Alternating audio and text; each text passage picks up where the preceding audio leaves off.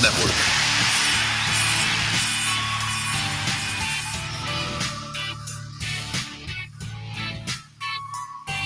Oh, it's Wednesday night.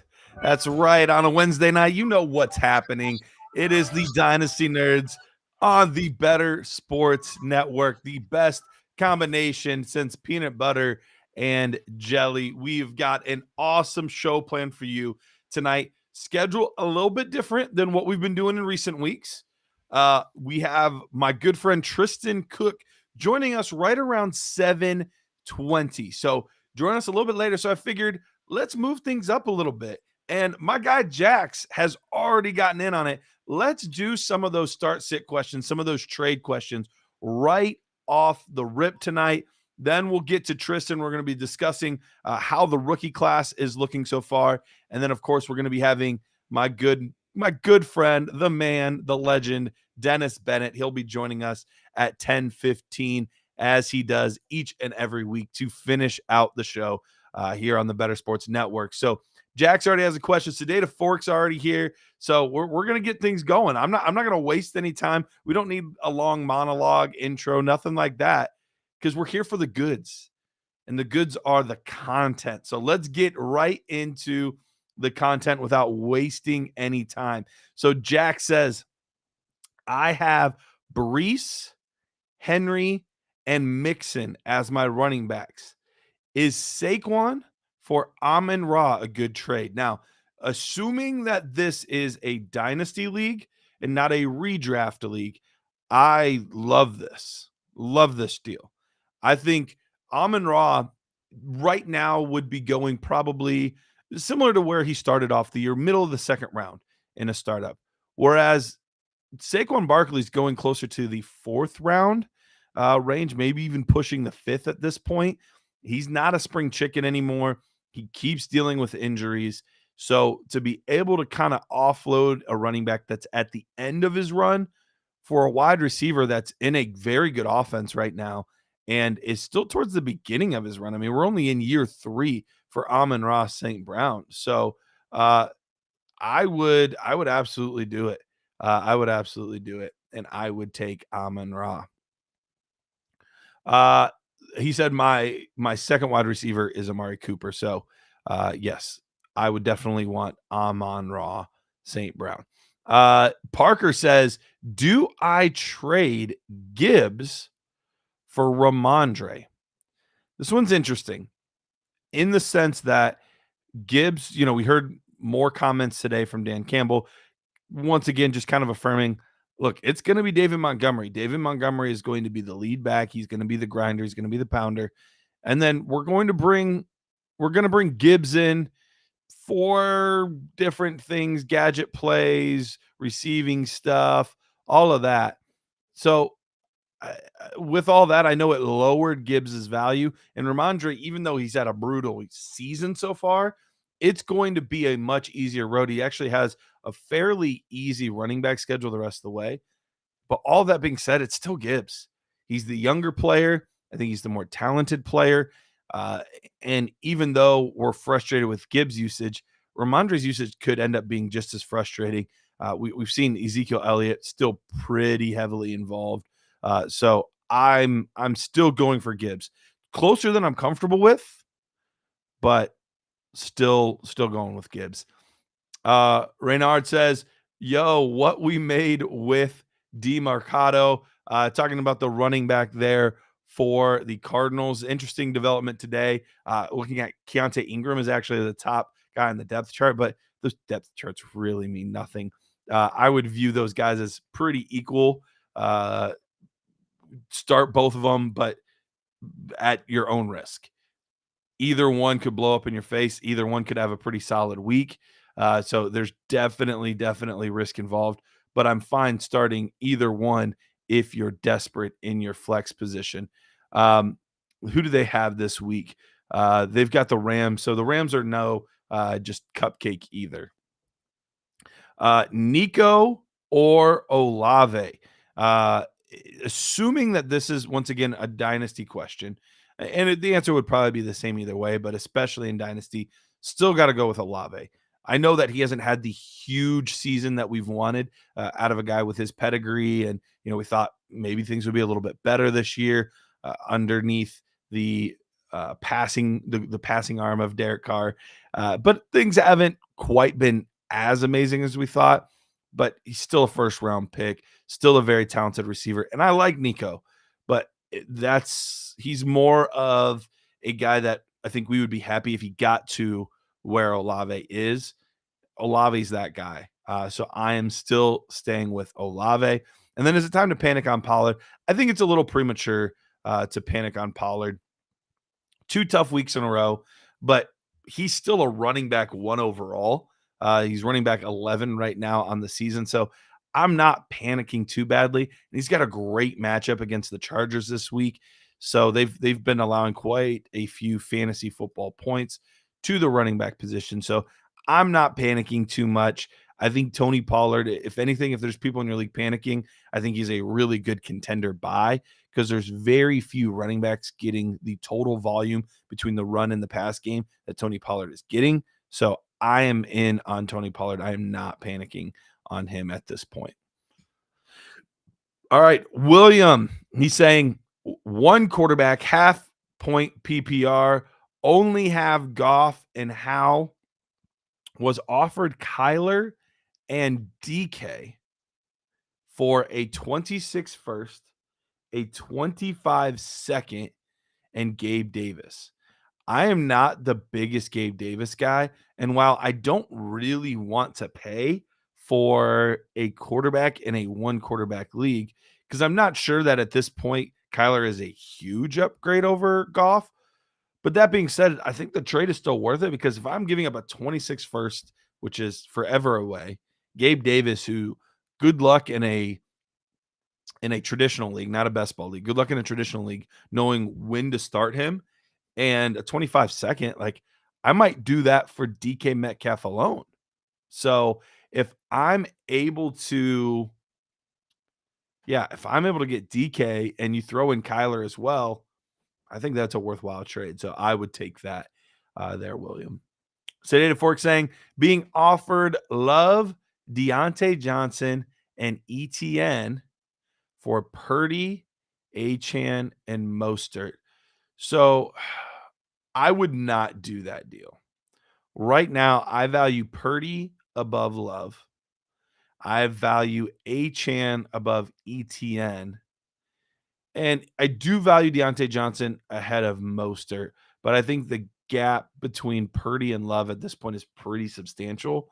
And plus, getting both Achane and Mostert, I get it for this moment while Achane's injured, but long term, you can't start both guys. You can, but you're not going to want to most weeks. So I would, or sorry, I said that kind of backwards. Scratch that. All that to say, I would want Purdy and Achane side over top of Deontay Johnson, Travis Etienne, and Jordan Love. It is close, but I think the gap between Purdy and Love makes me still want the Purdy side overall. All right. Sanders or DeMarcado only this week. All right. So Sanders this week. I mean, Sanders has been pretty brutal so far this year. They are going up against the Miami Dolphins. They've given up a lot to the running back. So it's actually a really good matchup for Miles Sanders. Mercado's going up against the Rams. That's not the easiest one. So I would still go Sanders. Plus, we just don't know what the split between him and Ingram's going to be. We know Sanders is getting a good amount of the work at this point. I know it's been gross. I know it's been ugly. But the matchup kind of dictates that I would rather go with Miles Sanders at this point. Sedated Fork says, totally agree with you. I'm declining.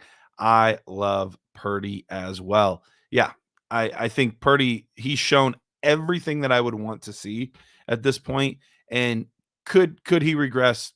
Absolutely. All of these guys can regress. He's still a very young player. He's still, in some senses, in his rookie year. He only got, 5-6 starts last year, and that includes playoffs. So he's still in his first 17 games. It could absolutely decline a little bit, but he's shown me that he is a solid, steady quarterback. He's going to fit this offense really well. He's going to do everything that Kyle Shanahan wants. And with all those weapons, it's tough not to succeed with all of those guys. So I am still in on Purdy. And Goff, I'm not sold on Goff. He looks okay at times, and then other times he looks like he's really panicking. So I'm not sold on Jordan Love at this point. All right. Any other questions? Let's get these questions in because we've only got a few more minutes until we are going to get my man Tristan Cook in here. So I was offered Anthony Richardson for Purdy and Achane and still declined. That was a better deal. Yeah, especially the injury stuff is concerning me with Rich. I would want, obviously, Anthony Richardson over Purdy, but once you add Achane into that, Achane looks like a world beater. I mean, he just looked freaking incredible. What he's doing in that offense is just hand and glove fit. Total hand and glove fit with Achane and the Miami Dolphins defense. So all about it. I think it's a great move. I would absolutely keep Purdy and Devon Achane easily over Anthony Richardson at this point. And that's no knock against Anthony Richardson. He looks like a fantastic player too. But I'm really, really worried about those injuries that keep seeming to pile up. And who knows when we're getting them back this year? It could be a little while still. So we're going to kind of have to wait and see how that plays out. All right. Another guy that might be maybe a little bit of a sneakier start this week. We talked about him on the Dynasty Nerds podcast, but a team that actually has not been very good against the run, it's been the Baltimore Ravens. Baltimore Ravens, you know who they have this week? Tennessee Titans. Now, obviously, Derrick Henry is a part of that. And I shouldn't say they haven't been very good against the run. They've been pretty solid against the run. Not amazing, but solid. But overall to the running back, especially the receiving running backs, are giving up quite a bit in the receiving game to running backs. That's where Spears comes in. So Spears might be a good sneaky start in the flex position this week. A guy that obviously I've talked about like crazy. One of my favorite players he's my favorite player in the draft, this draft cycle. So it's not a surprise to hear me talk about him. We talked about him on the Nerds podcast last night. Rich was at the point that he said absolutely willing to pay a 24 first to get Tyjae Spears. What about you guys? Are you guys willing to pay a 24 first, assuming late, but would you pay a late 24 first to get Tyjae Spears on your team? Renard says, I have Mingo on my taxi squad. Good to put him in my lineup. I have made the series so far. I don't know what you mean, but I've made the series so far. But Mingo this week, he's an interesting one. I don't know that I'm quite ready to throw him in my lineup. It is a good matchup against Miami. It would depend on who else I'm trotting out there. Because and it also depends, are you able to move guys up and down from your taxi squad? Some taxi squads, once you move a guy up, he has to stay there. Others, you can kind of move him up and down at will. So I guess that would kind of determine a little bit of it as well. But that would be my question. So depending on who else you have, I would consider it. I would definitely consider putting him in. But I think that there's other players that, like even on his own team, obviously Adam Thielen, but I'd probably still start DJ Chark over him at this point. Guys that, could be interesting, like Mooney against Minnesota is another one that I kind of like this week. Marvin Mims against Kansas City is another one in that range that I kind of like a little bit. So I'd be curious to hear who else you have currently at this point. French is my first language. Oh, sorry, man. That makes sense. He said, great, I have Chark. So even better. Yeah, I would have Chark ahead of Mingo at this point. It is close for me. And go with your gut, because either one could have a big week. But right now, we've seen Chark getting involved a little bit more these past couple weeks after coming back from injury. There was a lot of reports that he had a good rapport with Bryce Young in the offseason. So Chark, I trust a little bit more than I do Jonathan Mingo at this point. So I would feel more comfortable trotting out DJ Chark over top of Jonathan Mingo. All right, we've got time for one, maybe two questions before Tristan Cook comes in. Then we will head to break. And when we come back, we're going to be talking about this 2023 rookie class. Another guy that I'm a little more, he said, for now I have made the playoffs. Oh, okay. Awesome. So you're in the playoff hunt. You're looking like a contender. That's awesome. That's awesome. Because at this point, obviously a lot can change now that we're hitting a bye week season and injuries are starting to pile up. But making the playoffs, look, at the end of the day, you get in, who knows what could happen. I've seen the 6th seed win more times than I'd like to admit. I've talked about it, maybe not as much on here, but I know I've talked about it before, where I truly believe making the playoffs in a league is about 70% skill and 30% luck. So I think overall it's more skill than luck to make the playoffs. Then to win a championship, I think it's 30% skill and 70% luck, because all it takes is 1 week, one guy not performing like you expect, and you're gone. You're done. So to win a ship, I do think is much more luck than it is skill. I think making the playoffs is more skill than luck. So we'll have to see how it goes for you. Best of luck, Renard. I know I'm looking pretty good in a lot of leagues this year. Had some rebuilds last year I had to go through, and I still have a couple. But a good majority of my teams are in that contender window right now. So pretty excited. What are my thoughts on Pickens? Pickens has looked pretty decent the past couple weeks. He hasn't kind of crossed that threshold for me to where I'm supremely confident in him. But he has looked a lot better the past few weeks. We should be getting Deontay Johnson back, though. And that's going to be interesting. I want to see them play together, because for all of last week, everybody hyping up Pickens, and he had a great week. He really did.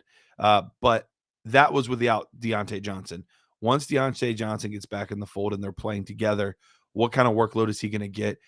Is it going to be more Deontay Johnson in those situations, or is it going to be more of George Pickens? So I'm interested to see how that plays out. And then how about that Tyjae TD? Yep, I was pumped. I actually put in a bet. I was really confident in this week, so I hit the overs on rushing yards, receiving yards, and the tutty. He performed very well for me this week, so I was thrilled for my guy Tyjae. And trust me, we'll be talking about him a little bit more once we talk about these rookies when Tristan Cook joins us. So let's go ahead. Let's take a quick break. Before we do, though, I do want to remind you guys about our friends over at Fantasy Alarm. That's right. You can get their all-pro subscription. The all-pro, not the practice squad, not the rookies, the all-pro squad. You can get that for 7 days, absolutely free. Figure out if you like it. If you like it, you just got 7 days of a service that you love. If not, didn't cost you anything. So check them out, fantasyalarm.com. That is fantasyalarm.com. Let's go to break. When we come back, Mr. Tristan Cook. The Bears have to be one of the most inept franchises of any sport I've ever seen in my entire life. And they share the city with the White Sox, who are also inept. Like, that is how bad the Bears are. I just don't understand how you can go your entire existence and the quarterback that wins you a Super Bowl is Jim McMahon. You couldn't find anybody else. They don't have a good history with quarterbacks, and they let him be the quarterback for a long time, too. Deshaun Watson and Patrick Mahomes right there. Mm-hmm. And you drafted Mitch Trubisky. They were right there. I there's a lot of pain in being a Falcons fan. The Bears are one of the teams I could argue they might have it worse, and they have a Super Bowl. And when the best quarterback in the past 50 years is Jay Cutler, you have a problem. That's so funny that you just said that. We were talking about Jay Cutler the other day, me and my friend, and I was like, yeah, he was on, because we were watching the Colorado Rockies game against the Giants, and it looked like he was behind the thing. I was, yeah, well, he played for Denver most of his career. We looked it up. Chicago let him be their starting quarterback way too long. Here's the thing too, is that Jay Cutler wasn't bad. Like, he was erratic. He wasn't terrible, though. The poor man's Brett Favre. I'm taking him over Justin Fields. I'm sorry. I would. But Jay Cutler led that team to an NFC title game. Yeah. That they lost to Green Bay. But he's gotten farther than anybody else. You want to know who the other starting quarterback was for the Bears in the other Super Bowl appearance they made? It was Rex Grossman. What are we doing out here? It was Rex Grossman, and Kyle Orton was the backup. How are you that bad? Bro, like, oh my God. Listen to the top 5. According to Football Reference, the top 5 greatest Bears quarterbacks of all time. Jay Cutler, number 1. I can't believe it. Sid Luckman, who last played in 1950, is number 2. Jim Harbaugh is number 3. Jim McMahon, the Super Bowl winner, is number 4, and he played there for 6 years. And Mitch Trubisky, no way, is number 5 on the list as terms of passing yards go.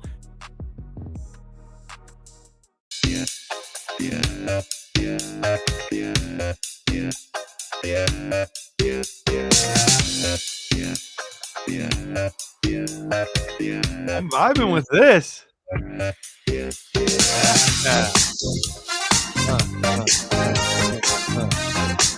Welcome back, Dynasty Nerds. Let's go ahead and bring my man Tristan Cook on the show. Tristan, how's it going, buddy? It's going pretty well. Busy, exciting last hour or so for me, but we're doing well. It's almost Thursday. Means football's almost, or NFL football's almost back, and yeah, things are going well, man. How are you? Do you care to share the story of what happened the past little bit here? Yeah, absolutely. So my 4-month-old puppy decided to eat like a 5.5-inch tail off of a stuffed animal, whole, like one long piece. And apparently he also ate the like microfiber cloth that you clean glasses with. He spent the day playing with some puppies at my mom's house, actually, and when no one was watching, he decided that he needed some more to eat. So got to go take him to the emergency vet. He threw all that up, and now he's passed out on the floor over there. Just the happiest little puppy that there ever was. It's funny now that everything's okay. At first, I was like genuinely concerned. I was like, dude, that's not going to, like, actually, this is the second time it's happened. It is, yep. He the first time I didn't even know he ate something until I woke up at like 1 a.m. to him, like hearing him throw up, and there was a like 4.5-inch segment of a crab stuffed animal. So he's just apparently he's an eater, not a destroyer. There you go. So fun times with a puppy, but no complaints. There we go. Very cool. Well, that's why they make dog insurance, right? There you go. Well, I thought we would bring you on. We would discuss this rookie class because it's been a really, really, really interesting start to the year for a lot of these guys. Greg says, Tristan, where are the previews? I don't know what he means by that. I do. Okay. I write previews every week for my 2 of my home leagues for all of our matchups, and I didn't write them last week. I was a little busy. So he's calling you out. Finished, so he is justifiably so. They will be released before the Thursday night kickoff tomorrow. I respect coming on a show like this and saying, like, look, you might be on a show and that's cool, like good for you, but you got your home league to worry about and take care of. You got to get You your do, home yeah. settled first. I do, yeah. I actually took my first loss. We play against the median, so in that league, and I Okay. took my first loss. So I'm 9-1. You know, in that league, sitting pretty high. So if he's gonna call me out, I can let him know that I'm ahead of him in the standings. There you go. There you go. All right. Well, let's touch on this rookie class. And I was trying to think of what we wanted to go with, guys that are at the top end, guys that are the most surprising. But I kind of settled on, let's start with the guy that you would know better than most. There's a rookie that was drafted by your Denver Broncos, and I know it hasn't been the best year for the Denver Broncos, but there was a fantasy rookie that has flashed quite a few times already early on in the process. We haven't got to see like a full game of this guy yet, but Marvin Mims has looked like a potential legitimate wide receiver for the Denver Broncos, a big-time playmaker. What's been your thoughts on him so far? I've been pleasantly surprised for an otherwise terrible start to a season for the Broncos. He like I was a little surprised that they went receiver that early in the draft, just because Sutton and Judy have been like solid NFL receivers. I don't know that either of them hit the ceiling that they wanted them to, but they haven't been bad. But I guess their contracts and age make those kinds of things happen earlier than you might expect. But I've been pleasantly surprised. I mean, I think that with all the rumors of trades that Denver might be making and shopping both of those two receivers, we might get to see Marvin Mims in a more regular role. I really like him. I had him as my 7th receiver. I just checked my pre-draft rankings, Okay. and I had him at number 7. I've been, I was a fan of him when he was at Oklahoma.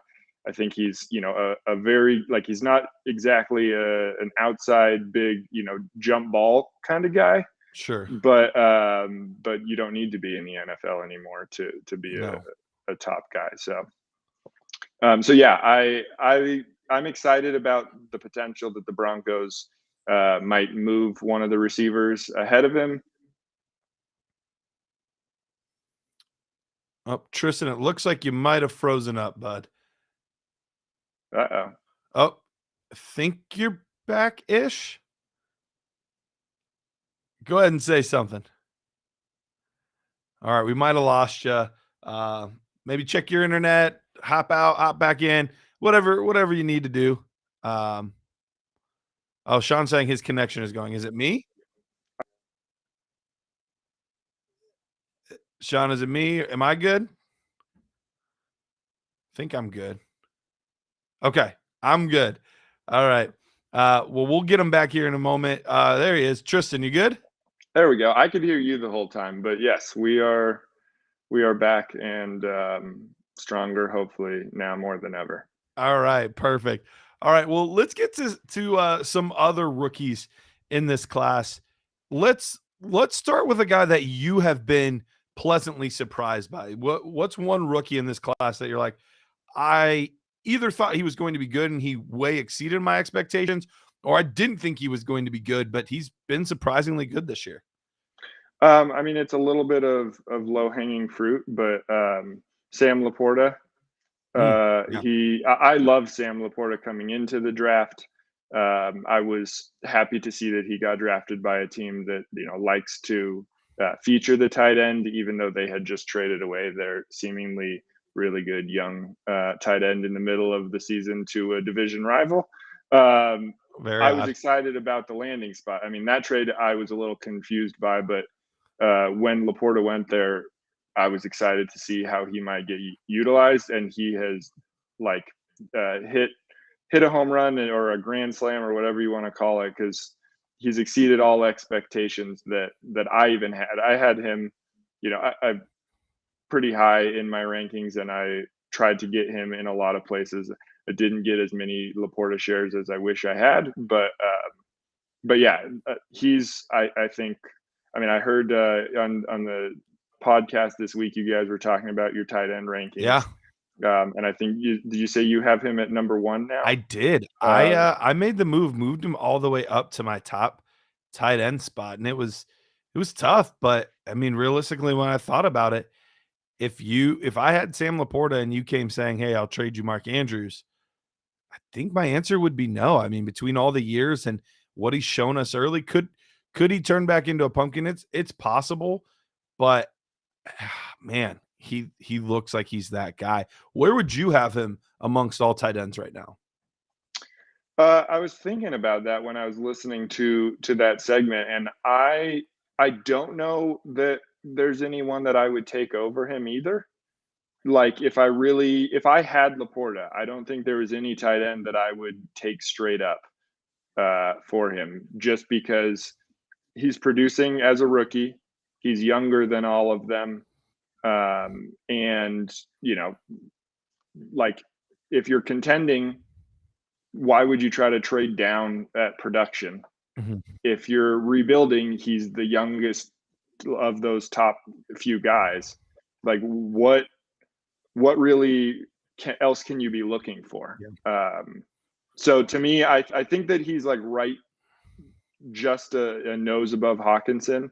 And Andrews is a little bit behind Hawkinson.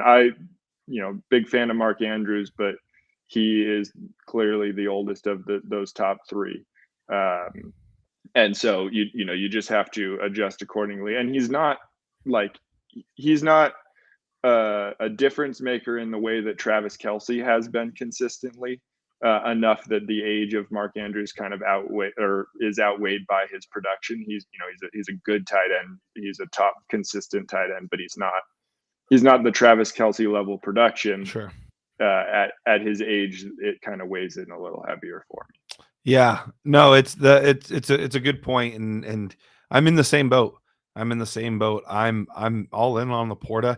I wish I had him more in Dynasty than I do, but for whatever reason, I shouldn't say for whatever reason. I know exactly why, but I actually have a good amount of him in like best ball leagues.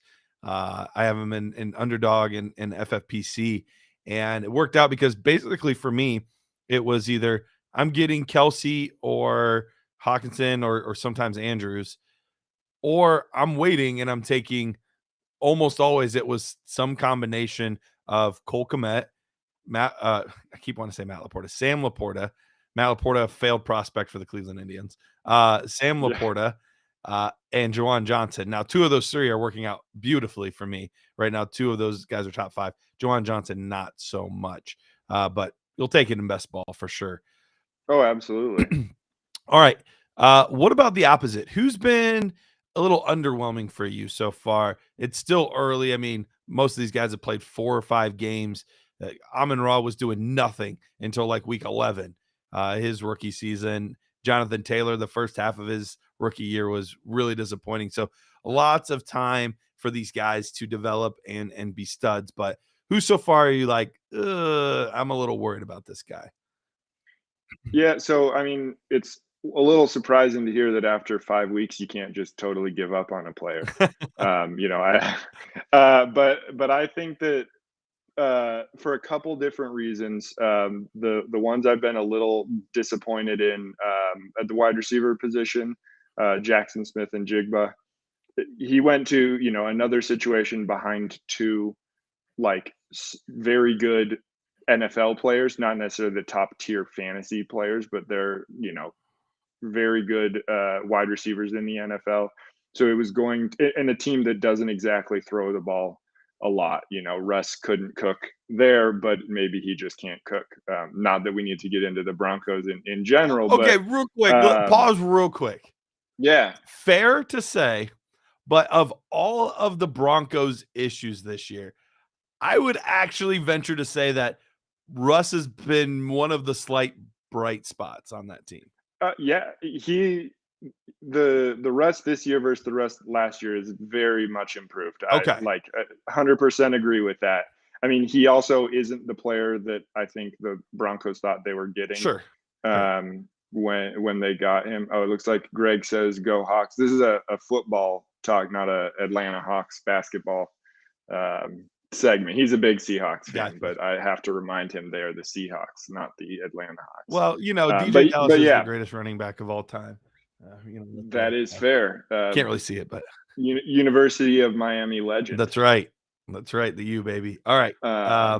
But yeah, I think not to get way too sidetracked, but I agree that Russ isn't the biggest issue for the Broncos. But I think that he's closer to an average quarterback than one of the best of all time. And I think the Broncos traded for an Aaron Rodgers level and got not quite that level of a player. I think that's fair. But I think that's fair to say.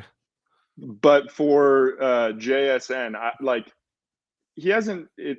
I'm by no means worried long term. I would have liked to see a little more. I know the injury, in the before the season slowed him down. There's plenty of things that kind of have kept him from producing in the same way that I wanted to have him produce. I had him as my second wide receiver after Addison. I really just loved Jordan Addison, and the landing spot there, was significantly better than the Seahawks one. So after the draft, I kept them in that order, but I still expected a bit more than I would have seen from Jackson Smith and Jigba to this point. At the quarterback position, it's kind of a toss up between Anthony Richardson and Bryce Young for completely different reasons. Anthony Richardson, he's been dinged up in basically every game, and now is I believe they either put him on the IR or they are reportedly going to.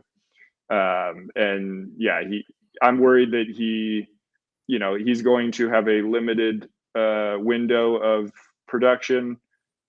I think that's the one I'm the most concerned with of any long-term value. I think he's going to produce really well, but he might have I know we heard this comp a ton, but he might have a Cam Newton career arc where it's really, really good and then just falls off because the injuries stack up. Sure. So that's the one rookie I'm probably the most actually concerned with.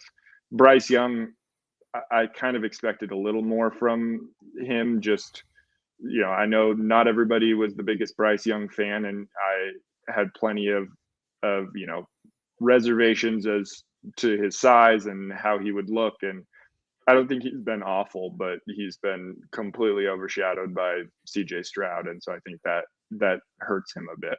Yeah, it is funny. CJ Stroud for a lot of people was kind of the afterthought rookie in this class at the quarterback position. And now you could argue he's the most desired. I think most people would still want Anthony Richardson over him, but that gap is really close between the injuries and how well CJ Stroud has played through his first 5 games. All right. Oh yeah. Let's talk about the running back position for a second. So if you had to rank your top 5 rookie running backs as far as dynasty wise, how would you rank them today? And how would that value match up to how you felt about them before the season started? Well, the first one would be, I just want to make sure I heard you right. You said just rookies. Yep, just the rookie running backs. Yeah. So Bijan is still easily the top one for me. Yep. I know Achane is, skyrocketed from where he was, deservedly so. He's looked really, really good, but I don't think that, I think there's a reason that Bijan was picked where he was and is insanely good. And I don't think that should change nor has it changed for me. Gibbs has dropped a little bit. He would be third. So Achane would be second for me. Gibbs would be third. At that point, I don't really know that I'm super excited about many of the others. Tank Bigsby, I really liked, and Tajay, I like. Those were my top 5, not in that order. I had Gibbs at 2 and Bigsby at 3 and Achane actually all the way down at 4. Okay.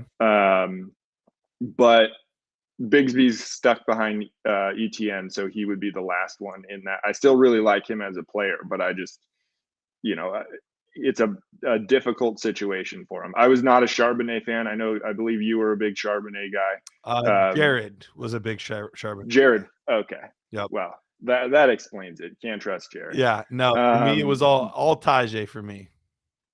That's right. But yeah, so Charbonnet never was in my top 5, and he still wouldn't be. But Bigsby is like closer to how I view Charbonnet than he was prior to being drafted, because he's stuck behind what seems to be a really dynamic running back that they're going to use in the rushing game a lot, but also, receiving plenty for ETN. And so he's got to be at 5 for me. Unless there's someone I'm forgetting. I would have Spears at 4, Gibbs at 3, Achane at 2, and Bijan at 1. Yeah, I think our list are really, really close. I'm with you for sure on the first 2. I would definitely still have Bijan as a top guy, kind of in his own tier. And then I think Achane's kind of gotten his own tier now. So I think those 2 guys are kind of removed from everybody else. And then I'll be honest, they were neck and neck for me in the pre-draft process. I actually, nerd score wise, so pre-draft, I actually gave the exact same score to both Spears and Gibbs. And I'm kind of at that point right now too with them. Not because I don't think, Gibbs is a great player. Obviously, he got the high draft capital, but he's looked decent. I wouldn't say he's looked great. He's looked decent when he's gotten the opportunity, but I do worry about what kind of opportunities he's really going to get. Where on the flip side, it looks like Spears' role just continues to grow and grow and grow. Scored his first touchdown this week. And I would not be surprised at all if the Titans do not win this week, if they start to really consider, is it time to trade Derrick Henry? Do we trade Ryan Tannehill maybe to the Falcons? Reunite him with Arthur Smith. Do we move on from Nuke? Because they kind of already started doing that in the offseason. They got rid of Terrell Lewan. They moved some defensive pieces. So it wouldn't surprise me. But either way, I think in 2024, I think Spears is the lead back in Tennessee. I think that's a good point. I agree completely in the sense of the top 2, like in their own individual tiers, and it's really close between Gibbs and Spears for me. I like it might change in a week. I'm definitely not thrilled at Gibbs' usage and the fact that Montgomery is looking good in his and isn't old. So like from that standpoint, I totally can see picking Spears over Gibbs. I think that Gibbs is a more talented runner and receiver, personally, like not significantly, but I think that he's slightly better at both than Spears is. And so, my hope is that will start translating. Sure. But we often, see talent isn't the only thing that matters for fantasy value. And from that standpoint, I think Spears is easily the choice. So I really do have like 3 and 4 there, neck and neck. And yeah, I don't have any issue with somebody saying they would take Spears over Gibbs. Yeah, it's I would ask for more in a trade, just because I think Gibbs' perceived value is still higher than Spears. But all it takes is 1 week. All it takes is Derrick Henry tweaking a hammy. All it takes, and it could change everything. Oh yeah. So yeah, I mean, I think that with saying that, I mean, if you have an opportunity to go get Spears, I have him in several leagues, thanks to you, because you talked about him a lot. Not that I wasn't familiar with him, but you wouldn't shut up about him. So I was like, all right, if I'm not sure, I need, maybe I need a running back here, or maybe I just need to get another Spears share.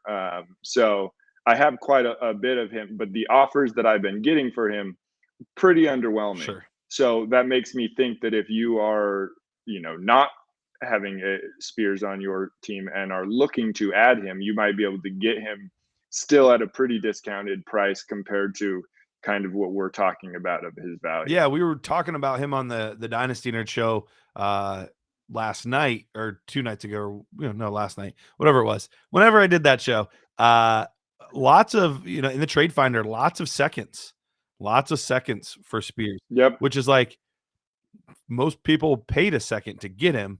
So Yeah, I think. why would I move? Yeah, like I think. I don't know how early he was going in on average, but I think that like anywhere in the second was pretty much where you'd see him go. Some people that really liked him might take him early. Some leagues that weren't necessarily super fond of him or whatever, he might have gone a little late. I think the latest I got him was like 3-1. I think it was a 10-team league, so Sure. it's still roughly the same spot. But yeah, most of the offers I've gotten are like a second or a second and a third from like a contending team, and it's like, why would I consider trading a player for the price I just got when he's looked pretty like promising, and I think the value shouldn't be going down or staying stagnant. It's a question of how far up it goes. Yeah. But we've seen him do it, so you're hoping that you could draft a player there that could be another Spear. So why would you trade him for those picks? Exactly. So then the fifth spot for me, I'm gonna give it to Roshan. I've liked what I've seen out of him. I had a pretty solid score on him as well, and he's gonna probably get some opportunity here in Chicago with the injury to Khalil Herbert. So I think if anything, value wise, I think I would have to put him in my fifth spot of my dynasty rankings at the moment. And we'll see if he takes the bull by the horns or not. He can really solidify that fifth spot for me, or he could lose it, depending on how he performs. So big game this week between the Bears and the Vikings, because both teams desperately need a win. Vikings lose, those chance to trade Kirk Cousins might keep getting a little bit louder and a little bit louder. But yeah, it might be a battle for Atlanta to see if they want Tannehill or Cousins after, if that happens. I would love to see Kirk Cousins in an Atlanta Falcons uniform. Love to see it. Sean's the host tonight, but Heavy T, who's normally the host or the producer, he is a huge Falcons fan. And he was like, I don't want any part of Justin Fields or Kyler Murray, but give me Kirk Cousins. So he's all aboard the Kirk Cousins train there. So that would be an awesome fit, I think, for that team and that player. But the Bears on the flip side, they really need another win as well. The hard part is the pick that you should be the most concerned about getting Caleb Williams. Sean said, I am not a Falcons fan like Heavy T. LOL. The Bears, they got to really worry about that Carolina pick. So it's tough because Fields can do all the right things, but at the end, I'm a very big Justin Fields fan. I think he's a fantastic player. I think he's been like very underrated in this whole process from his rookie year where he fell in the draft to where he was valued in fantasy, and people just crapped on him early in the season. He's really seemed to figure it out. He's throwing the ball like a legit passer. But all of that being said, as big of a fan as I am of him, if you have the chance to take Caleb Williams, you take Caleb Williams. And 10 out of 10 times. And that's the tough part, is he could do all the right things for the rest of the season. They have the number 1 overall pick, not 2, not 3, but if they have the number 1 overall pick, they're taking Caleb Williams, and they should take Caleb Williams. So for Fields, either way, he's kind of playing for either to make sure that the Bears pick isn't the one that is going to be the number 1 overall pick, but 2, he's playing, potentially auditioning for other teams in trades or whatever. So it'll be interesting to see how. Right. I mean, if he plays well, the Bears don't end up with the first pick from their pick, but Carolina gets them the first pick. That you're going to have plenty of teams interested in him. Yeah.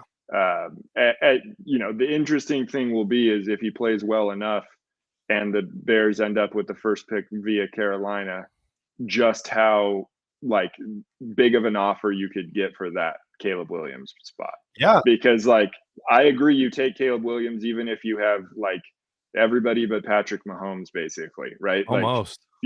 If you had I don't know how you would ever. Well, that's not true. There's Josh Allen, maybe Trevor Lawrence. Yeah, there's a few, but the point is the majority of the quarterbacks I would rather take Caleb Williams over. But the haul that you could get, it would be really interesting to be, I don't think they send those trades through Sleeper, but it would be interesting to see some See of the the offers that Yeah, because I they mean, came through. if he played like he was earlier in the season, you're getting a third for him. You're not getting much. Right. If he's playing like he's playing right now, you're getting a first plus. Right. So Right. But if they traded the first overall pick, you're probably getting 3 firsts or 4. true. I mean, you're getting a ridiculous. Or like a top tier player and 2 first. Like that's it's a fascinating situation to see play out because, but then you're the GM that traded away Caleb Williams. Yeah, and you also have to start factoring contracts too, because now Justin Fields is in his 3rd year. So if he's your guy, you're gonna have to pay him soon. Whereas you'll get 4 years of a rookie contract of Caleb Williams. So it will plus the team option. Right, exactly. Then you get the team option. Yeah, no, it's interesting. We'll see. I'm excited to see how the picks play out and see if the Broncos can somehow luck into the first overall pick. Hey, the Broncos? They don't have their first, do they? No, I think they traded for it back, I thought. Oh, they did? I thought they got it back. Yeah, I thought they traded for it back with Miami or whoever had it. Oh, I'd have to look. I didn't realize they got their pick back. I could be wrong, but I didn't think they had it, and I was looking at some random mock, and I saw the Broncos picking really early, and I looked it up, and I'm pretty sure they got it back in maybe the Bradley Chubb trade last year. I think it was something like that. They ended up because it was traded, if I remember right, to not from them, right, to a team that they traded for it from. Interesting. You're right. Yeah, they have. It does look like they have their first round pick back, so that is really interesting. So it'd be funny to be paying, Russell Wilson $90-something million for the next few years and draft Caleb Williams. Yeah, that would be very, very, very fascinating there. All right, let's touch on a couple other rookies. Let's go back to the wide receiver position. Zay Flowers overall has been pretty solid this year. Maybe not as much down the field, so lower ADOT stuff, but he's been producing pretty well for your fantasy football team through 5 weeks. What's your thoughts on Zay Flowers, and is he somebody that you think is a sustainable wide receiver 2 for fantasy football teams? I love Zay Flowers. I think he is the kind of receiver that the Ravens offense needs. Like Marquise Brown, I know he had a big year several years ago with Lamar, but he's small and slender. Rashad Bateman, he can't stay healthy. Odell, he's not on the right side of his prime. Right. But none of them really are the kind of receiver I think that you want a Lamar Jackson, top receiver to be. So I think I was a little skeptical when he went there, just because that isn't a pass first team. But the way they've been using him and the style of player he is, which is not exactly the most physically imposing in size wise, but he's not afraid to take a hit, he's not built slenderly. I think he's exactly what you want. I mean, I think his ceiling is limited because of the fact that he's not going to be a huge down the field guy, or at least especially in this offense. Mm-hmm. But yeah, I love Zay Flowers. I think that, getting Lamar a weapon that he can get the ball to quickly, that can get yards after the catch. He can do some stuff down the field a little bit in the intermediate range, more so, where Lamar can, get him the ball there rather than having to do what I don't consider the strength of his game, which is throw the ball down the field. Right. I think it's a very good match. Plus, I just love Zay Flowers. He's just one of the seemingly coolest dudes in this rookie class. Yeah, no, I've been very, very pleased with his output so far this year. And I think you're right. I think he's a really good fit for this offense, doing a lot of stuff closer to the line of scrimmage. So it's not like Lamar has to take a ton of time in the pocket to get the ball downfield. He's able to just get the ball out quick, get it in his hands, doesn't have to be super accurate. So I do love that fit there. We've buried the lead a little bit.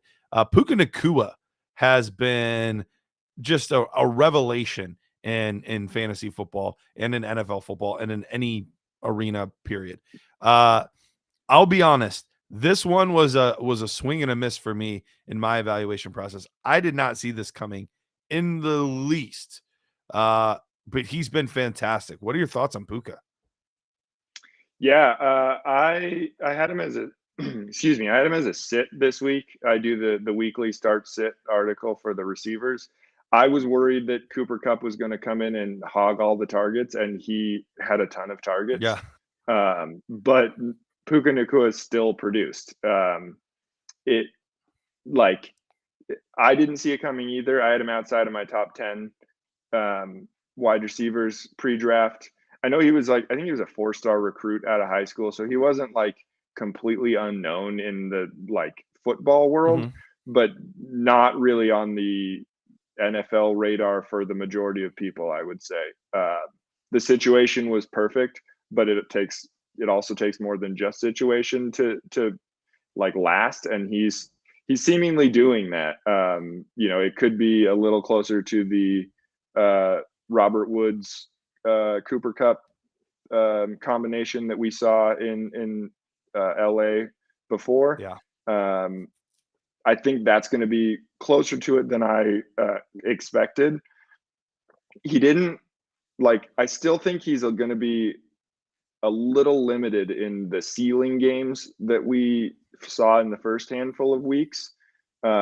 Just because I think he had 7 for 71, if I remember right. Yeah. I bet on him for the receiving under, and he got it on the second to last play of the game in garbage time. I was not thrilled. Sure. But I think that, Kupp is going to be Matt Stafford's favorite target.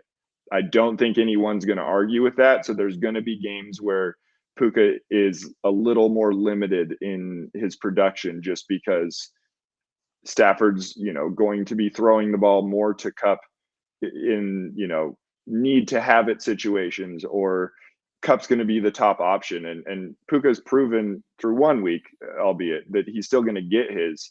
But I think we're going to have some more, 5 for 50 games or less, maybe even, than what we saw in the first handful of games before Kupp came back. Yeah, absolutely. I'm still trying to wrap my head around it because I'm not convinced he's a great receiver, but at some point you just kind of have to throw your hands up and be like, well, he's doing great things. So well, who am I to say? Yeah. It's wild to me. It is absolutely wild.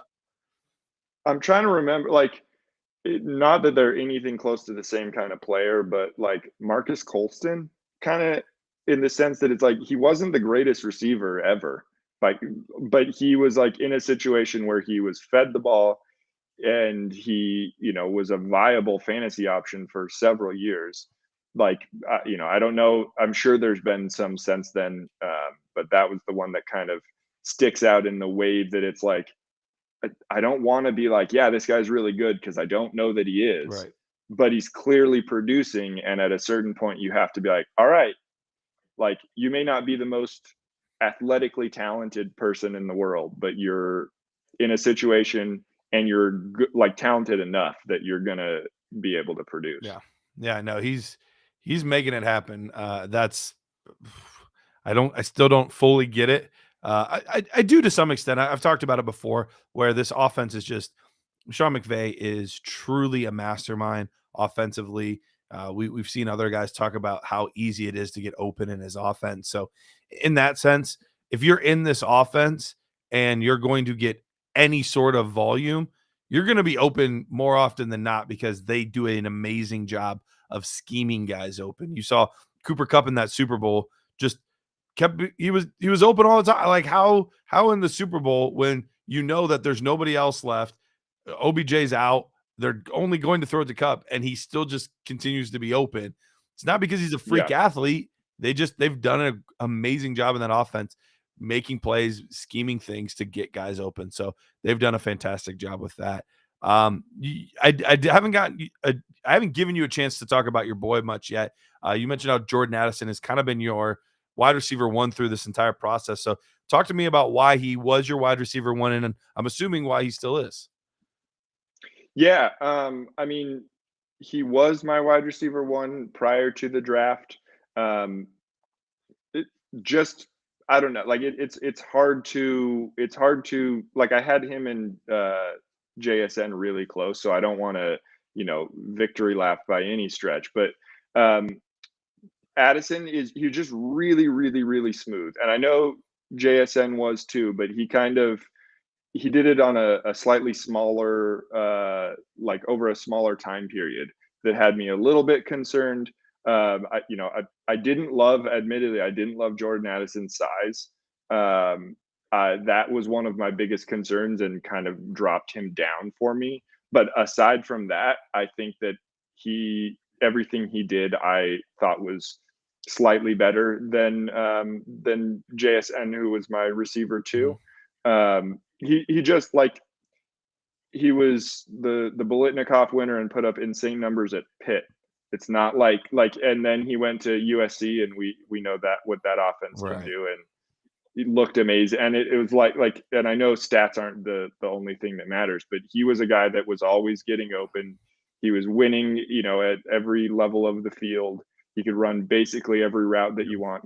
He wasn't going to be a contested catch guy too much, but again, you don't need that in today's NFL, and that was really his only knock. But I don't know that I thought or think that JSN was an insane contested catch guy either. So it's not like, it wasn't like that was a big difference for him.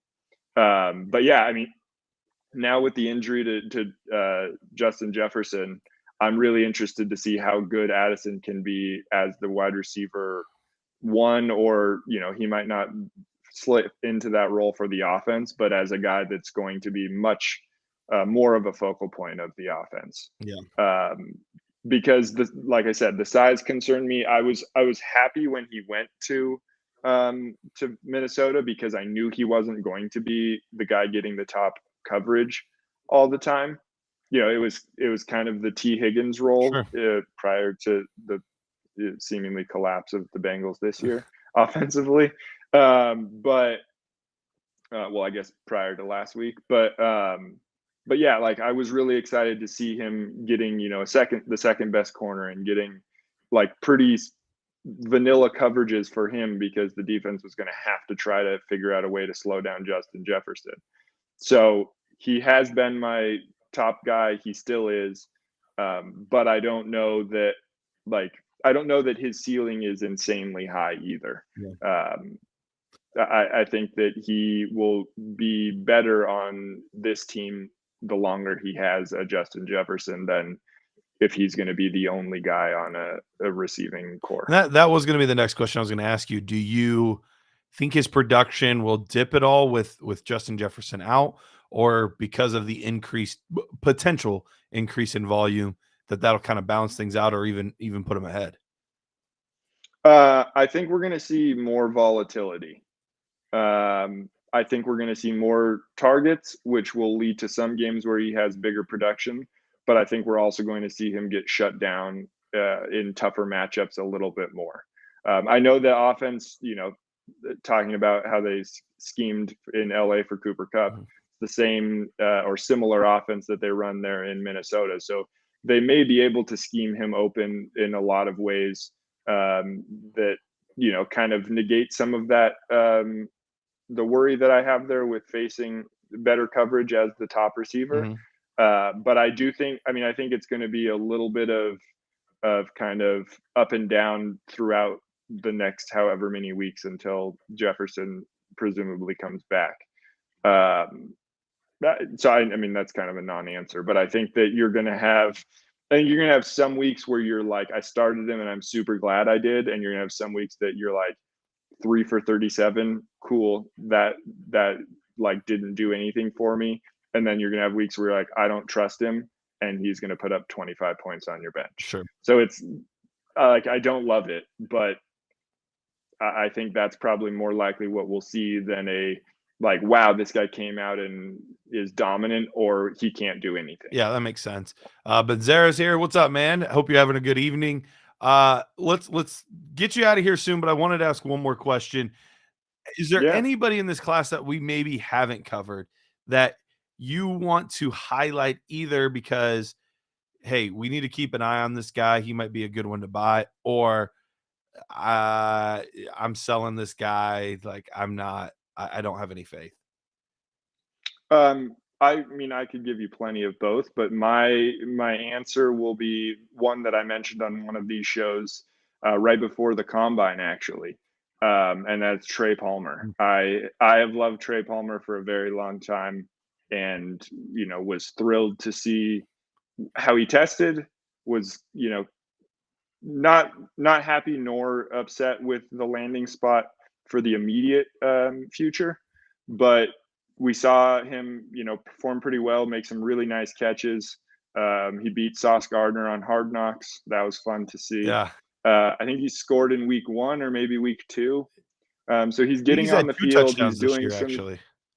Yeah, I think so. But like pretty quickly getting at least some role in the offense. I think, Mike Evans and Chris Godwin are certainly more established receivers and still better at this point in their careers, or at least going to be on the field the majority of the time. But neither of them are pinnacles of health either. So if you don't have Trey Palmer, he might be like, I doubt he's on waivers, but he might be, or you might get him as like a throw-in. Sure. I would love to get more Trey Palmer shares. I mean, I have a bunch of him because I drafted him in a lot of leagues in like the 5th round, but yeah, he would be my top guy to kind of go after, that I think could see either a bigger role as the year goes on, or like a bigger role in next year or into the future as that kind of the receiver room kind of turns over. Yeah, I have quite a bit of Trey Palmer as well. I like the kid. I like the player. I hated that he went to Nebraska. I wish he would have gone like anywhere else. It feels like Nebraska is where receivers go to die. But all of that being said, he still made enough of it to make his way on an NFL team, showed out early. And I mean, Mike Evans is probably not on this team next year. So that kind of opens up a spot for a guy like Trey Palmer. I know they've thrown in a few other guys, one of them being Raheem Jarrett as well. He's gotten a little bit of run here and there, but definitely some open spots there. And Baker's played surprisingly well so far. He has. Maybe enough to get himself like a Jimmy G type of contract, depending on how the rest of this year plays out. I have a quick question related to that for you. Okay. Who would you rather have as both, an NFL team, but more so as a dynasty player, Geno Smith or Baker Mayfield? The right answer feels like it should be Geno. Like that feels like it should be the right answer. I'm trying to figure out if my Baker bias is so too far. I had this conversation with a bunch of my close friends in one of my home leagues. Just maybe it was week 1, week 2. It was early. I think it was after, either before week 2 or right after week 2. And for me, it was Baker easily. Oh, really? I was like, I think Baker is a better quarterback than Geno Smith, and they didn't believe me. And I offered. It must have been early because I offered like a 4th, and one of my buddies was like, I'm tempted to do it. He didn't do it. He ended up trading him later for, I think, a 2nd because Baker has shown up. And I was like, I don't think Baker is anywhere as bad as he's looked. No. And Geno Smith proved that situation really matters for quarterbacks. And if Baker's found that in Tampa, he's younger, like the weapons are similar. Like it's an offense I expect to throw more.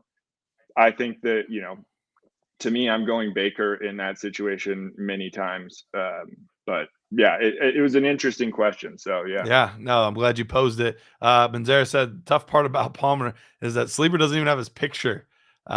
He's a real sleeper. He is the true sleeper on the Sleeper app. Well, Tristan, We know that you're I don't want to say a regular, but you've been on the show several times. So I'm sure a lot of the folks around here are pretty familiar with you by this point. But remind them again where they can find you on the socials, what you're working on. I know you're always working on all kinds of stuff.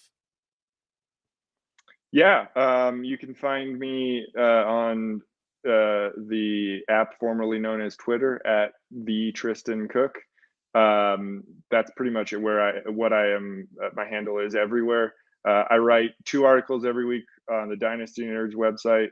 I mentioned the wide receiver start sit that usually comes out like late in the week, Friday, Saturday. And then the other one, if you're looking for who we might be talking about next year at this point, is every Saturday morning I write a article called The Weekly Watch, which just highlights college players that are going to be playing in the nationally televised games on Saturday, and just kind of names to be aware of and know. And if you're watching football, what players to expect to see making plays for whatever game you have on. So yeah, those are the places to find me. You can always ask me plenty of questions. I was wrong on Puka Nacua, so I'm not always right, but I'll try my best. Well, right now it looks like all 32 teams were wrong 4 and 5 times over True. at this point. So I don't think you're alone in that for sure. John, appreciate you, man. So Tristan, with that, we will let you get out of here. But thank you again so much for joining us. Always enjoy my discussions with you. I do apologize that we didn't have enough time to ask you some random colleges and where the guys. That's okay. There's always next time. Thanks for having me. And yeah, it's fun doing this, and I'm sure there will be a time soon, and we can play some random college trivia. Sounds good, buddy. We'll talk to you later. All right, take care. All right, that is Tristan Cook. Great conversation there about the rookie class, how it's performing thus far. All right, before we go to break, let me remind you guys, Fantasy Alarm All-Pro subscription. That's right, you can get it absolutely free for a week. If you want to do that, head over to fantasyalarm.com. That's fantasyalarm.com. Try out their All-Pro subscription. All right, let's take a break. And when we get back, we'll be having a discussion with the man, Dennis Bennett. I like to eat my feelings. So when I'm like super sad, single serving pint sizes of Ben and Jerry's, I just start shoveling that in, and it makes me feel bigger and better. But so let's eat our feelings here. What we're gonna do today is we're gonna talk football players, food. We're gonna pair them up. Who is represented by what food? All right, I want to just shout out Hal Alexander in there for CMC. Christian McCaffrey is Rocky Road ice cream. A little bit of everything. Yeah, does it? Good one, Hal. I like it, man. You know it. I love me some Rocky Road ice cream. Bijan Robinson prime rib. You know what? Bijan Robinson prime rib with a baked potato and some cream spinach on the side. That's what I'm talking about. That is the King's dinner. And Bijan Robinson, I don't care if the dude from The Athletic says only 301, touches. You know what? In honor of Card Sharks, I'm going to say, guys, that I think that number is going to be a little bit higher there for Bijan Robinson. So get your knife, get your fork, you got your steak, you got your Bijan. Yeah, that's what's up. You're on death row, and they say you get one last meal, and you just say Bijan Robinson. Bijan Robinson. Yeah, I'm totally down with that. Love it. I got to jump in on one real quick because Mr. Scamper said Kareem Hunt is candy corn, and I actually had a player, Tyler Boyd, was going to be candy corn for me, and basically it's that nobody likes it, but it's always there. It's always there, and somebody always puts their hand in and grabs some and has some, and they're like, well, and afterwards they're like, why did I eat that? That's Tyler Boyd. He always gets drafted, and he's just kind of there, and nobody knows why. Nobody knows why they take him. Nobody knows where it comes from. Where does the candy corn even come from? Like, it's just there. It's just there.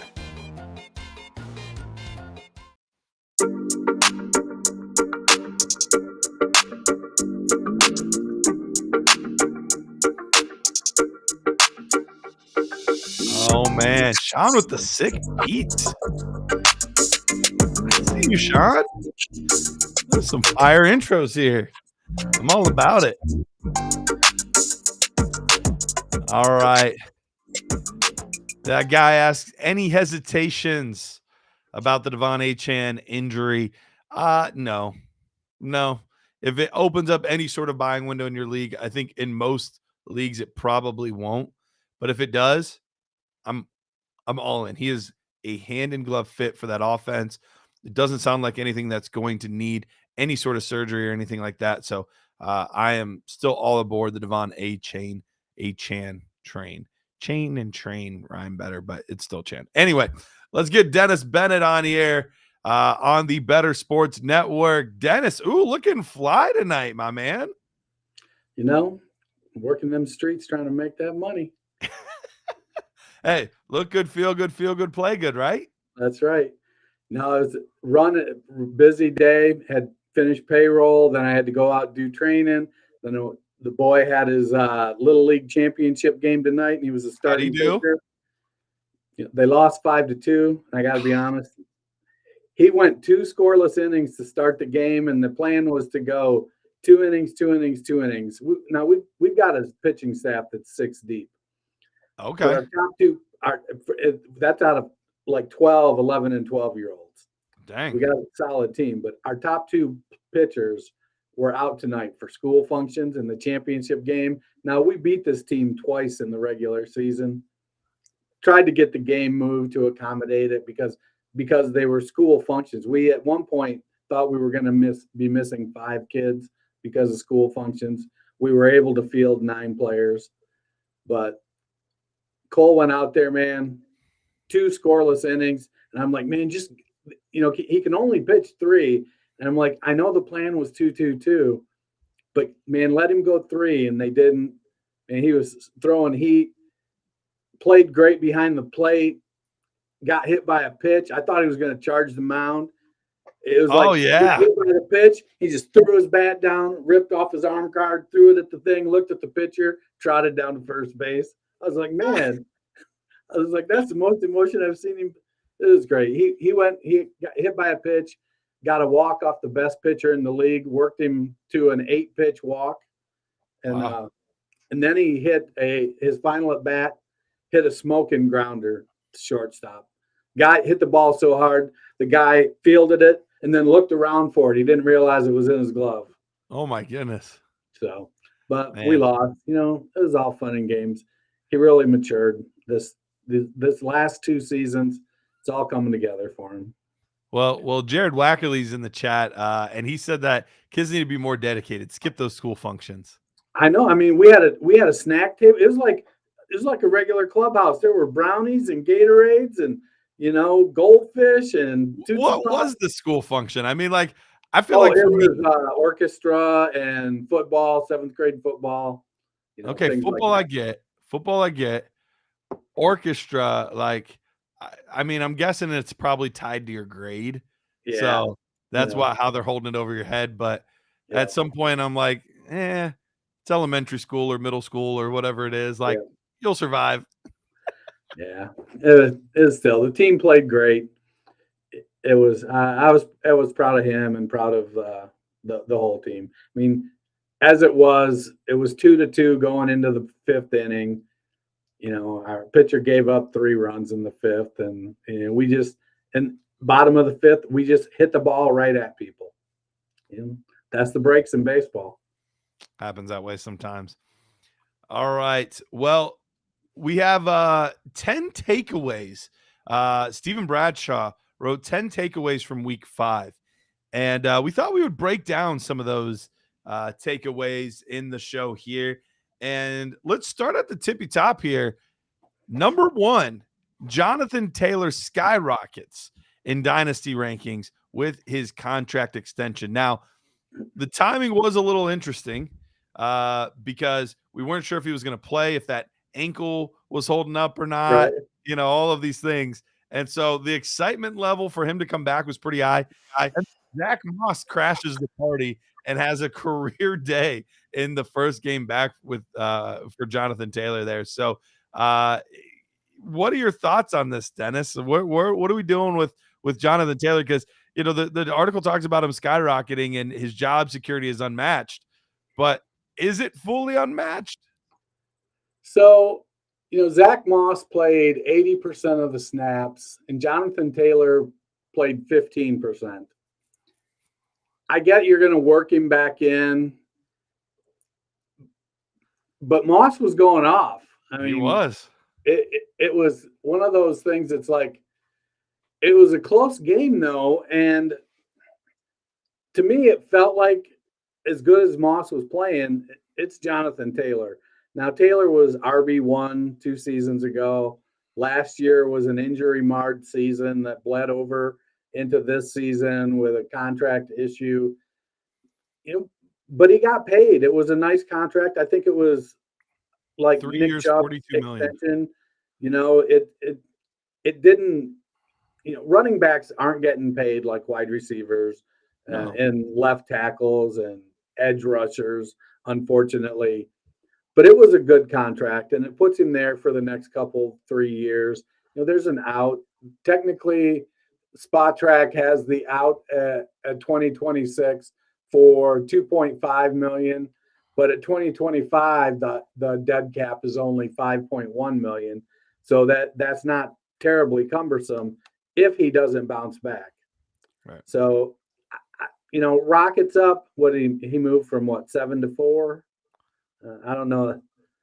He's only 24 years old right now. So while maybe bounces back, has job security, Steve might have stretched it a little bit with the Rockets up, but it's definitely worth being at the top of the list. Yeah, absolutely. I'm a huge Jonathan Taylor guy. Have been, since the epic debates of 2020 when me and Rich and Matt were going at it about CEH and Jonathan Taylor. And I don't even know that I was a huge Jonathan Taylor guy, but I had to dig my heels in so deep that I became a huge Jonathan Taylor guy. It was one of those situations where like, you know what? You're going to make me like him even harder now because you don't. Speaking of Rich, I've never been more disappointed in the Dynasty Nerds podcast than I was today when Rich successfully pronounced Imari Di Mercado. I so expected him to say Calamari de Marinara. I was like, and he said it right, and I'm like, dang, this guy can't pronounce anything, and he nails Imari de Mercado. Yeah. Very disappointing. Very disappointing.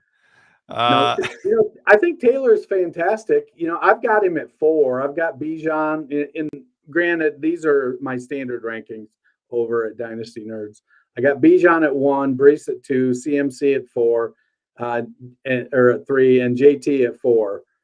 Right now, I still like the potential. I think he's got 3 or 4 more years of high performance. We're seeing some of the elite backs really perform well up to 26, 27, 28, and he's 24 years old right now. So there's still some time for him to produce what we think he can, and they got a great young quarterback that I think will add to the balance, make that offense a little more difficult to key on Taylor. Yeah, absolutely. I have him at the same spot. I have him as my running back 4 at the moment as well. And it sounds like we have the same running back number 2 as well, Breece Hall. Breece Hall, really big game for him this week, which was good because we saw the big week 1, and then ever since then it's been kind of meh, hasn't been great, and that's more so the offense overall than him. But it was good to see him kind of overcome that and have a big week. So Breece Hall right now in a dynasty league, what would it take for someone, if someone said, I want Breece Hall from your team, what would it take for you to give up Breece Hall? I'd probably need 2 firsts and feel comfortable that one was top half. Yeah. He's what? He's 23 maybe? Yeah. And I know he's coming off the injury. And watching him run, there's a little bit of that hit you saw last year with J.K. Dobbins still, but we're only a year out, and his injury wasn't quite as bad as J.K.'s. And even though they bounce back and perform, there's still a little bit of, growth that has to happen, time to get full healed, fully confident. And I think we're going through that. I think Hall has, if it weren't for CMC, I think Hall would have a really good shot at being the RB1 this year, because as long as they're playing Zach Wilson, he's going to have to carry that offense. And it's not going to get better with the loss of Elijah Vera Tucker on the offensive line. Right. But Brees is going to be anything I think that happens is going to be because that offense runs through Brees Hall, and he just makes it happen. Yeah, Brees Hall is a fantastic running back. Clearly, far and away, the RB1 in his class last year. He has a top 5 all-time nerd score for me at the running back position. So really, really like the player. It's good to see him come back healthy, because that is a real concern. We've had a lot of really talented running backs been going down lately. Obviously, we lost J.K. Dobbins. We lost Nick Chubb to 2 talented guys. We've missed Saquon Barkley and Austin Eckler for most of the season so far. Javonte Williams banged up again. It just seems like every running back is dealing with some sort of injury. So protect CMC at all costs at this point. Because I'd like to see Brees get a few more targets. He's only had 2 each of the last 3 games. If he could get 4 to 5 targets a game, I think that would help the offense as much as it would help us for fantasy. Yeah, he's got a tough matchup this week with Philadelphia. So I'm guessing this probably won't be a huge follow-up to his week against the Denver Broncos. But all of that being said, you're absolutely right. I'm still a huge fan of Brees Hall, and I think he'll be good for quite some time. Michael Anthony saying protect Bijan, also absolutely protect Bijan Robinson. Put those 2 guys in bubble wrap. Don't let anyone touch them. We've lost. I didn't even mention Devon Achane, who we lost this week, with just devastating. Already's trying to protect Bijan by not giving him the ball. So I don't know. Oof. Truth hurts sometimes. All right. This has been a very running back heavy episode here, or article so far, because the next 2 is also about the running backs. Point number 3 this week from the article was Travis Etienne is an elite running back. Now, this is a really interesting take, and I'm not sure I disagree with it. I have not been the biggest Travis Etienne supporter. Last year, the up and down nature of his play drove me crazy. I don't like a running back that's going to score me 27 points one week and then the next 2 weeks have games under 8 points. So his up and down nature drove me crazy, but he's been a little bit more reliable this year, and he is getting a huge workload overall. So what are your thoughts on Travis Etienne? Is he kind of creeping into that, maybe not the top tier, but one of the top 2 tiers of the dynasty running back? Yeah, I think he's probably at the back of tier 2 because he's getting volume. And I know myself and other analysts were expecting a little more out of Tank Bigsby. Mm-hmm. Bigsby has been terribly underwhelming. And unfortunately, that is what it is. So Etienne is sitting at RB4 in PPR leagues through 5 games. And that's a phenomenal return. His, week 1 was his biggest week with 136 yards rushing. Now, if he can get back up there in the 75, 80 yards on a weekly basis and grabbing 3 or 4 passes for 30 or 40 yards, and he's getting into the end zone, I think he's going to have some weeks where he goes off a little bit more. Mm-hmm. One of the things I didn't like about Etienne is I thought his vision was a little bit suspect, and his straight line speed was real good. But if he has to juke you, he can get a little off balance, and that slows him down. so far this year, what's happening is he's just tearing off big chunks where he doesn't have to juke people, and he doesn't have to. The hole is giant, and he, just about anybody can get through it. And as long as it keeps going like that, I think some of what helps that is that Trevor Lawrence is, well, not consistently getting 2 and 3 receivers involved. He's getting a couple receivers involved enough that it opens up that you can't just key on the running game.